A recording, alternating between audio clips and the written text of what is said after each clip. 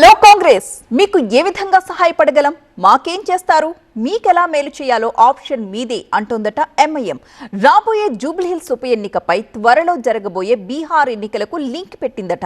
అక్కడ కాంగ్రెస్ నిర్ణయాన్ని బట్టి ఇక్కడ గాలిపటం ఎగరాలా వద్దా అనేది డిసైడ్ చేస్తారట. ఇంతకీ బీహార్కి జూబ్లీహిల్స్కి ఉన్న లింక్ ఏంటి?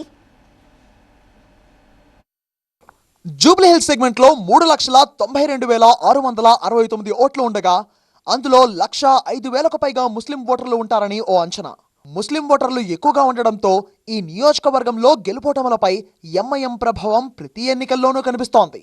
గతంలో బీఆర్ఎస్ కు ప్రత్యక్షంగా పరోక్షంగా మద్దతునిచ్చింది ఎంఐఎం. ఇప్పుడు కాంగ్రెస్ అధికారంలో ఉండడంతో ఆ పార్టీతోనూ స్నేహపూర్వకంగా ఉంటోంది. ఈ నేపథ్యంలో ఎంఐఎం పోటీ చేస్తుందా లేక కాంగ్రెస్ కు సహకరిస్తుందా అనేది ఆసక్తికరంగా మారింది. బీహార్లో ఎన్నికల నేపథ్యంలో ఎంఐఎం సరికొత్త ఎత్తుగడ వేస్తున్నట్టుగా మరో ప్రచారం జరుగుతోంది.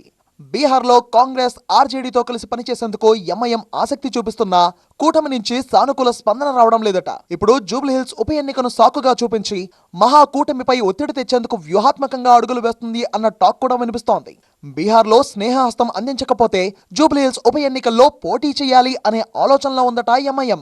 తెలంగాణ ఆవిర్భావం తర్వాత జూబ్లీహిల్స్ లో జరిగిన ఎన్నికలను ఓసారి పరిశీలిస్తే 2014లో టీడీపీ అభ్యర్థి మాగంటి గోపీనాథ్ కు 50,898 ఓట్లు రాగా ఎంఐఎం నుంచి పోటీ చేసే నవీన్ యాదవ్ కు 41,656 ఓట్లు వచ్చాయి. 2018 ఎన్నికల్లో అప్పటి అధికార పక్షం బీఆర్ఎస్ తో దోస్తీ కారణంగా ఎంఐఎం తమ అభ్యర్థిని బరిలో దించలేదు.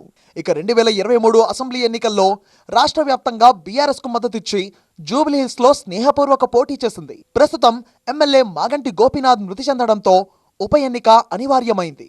సిట్టింగ్ సీట్ ను నిలబెట్టేందుకు బీఆర్ఎస్ ఎలాగైనా గెలవాలి అనే లక్ష్యంతో కాంగ్రెస్ పావులు కదుపుతోంది. బీజేపీ సైతం పోటీలో నేనున్నా అంటోంది. ఈ పరిస్థితుల్లో ఎంఐఎం పోటీ చేస్తే ఏ పార్టీపై ఎంత ప్రభావం పడుతుంది అనే దానిపై పొలిటికల్ సర్కిల్లో చర్చ నడుస్తోంది. ఎంఐఎం వల్ల బీజేపీకి పెద్దగా నష్టం ఉండకపోవచ్చు, కానీ కాంగ్రెస్ కు గెలుపు అంత సులువు కాదన్న టాక్ మాత్రం వినిపిస్తున్నాయి. మెజారిటీ ముస్లింల ఓట్లు ఎంఐఎంకు పడితే అంతిమంగా బీఆర్ఎస్ కు లబ్ధి చేకూరే అవకాశం ఉన్నట్టు రాజకీయ విశ్లేషకులు అంచనా వేస్తున్నారు.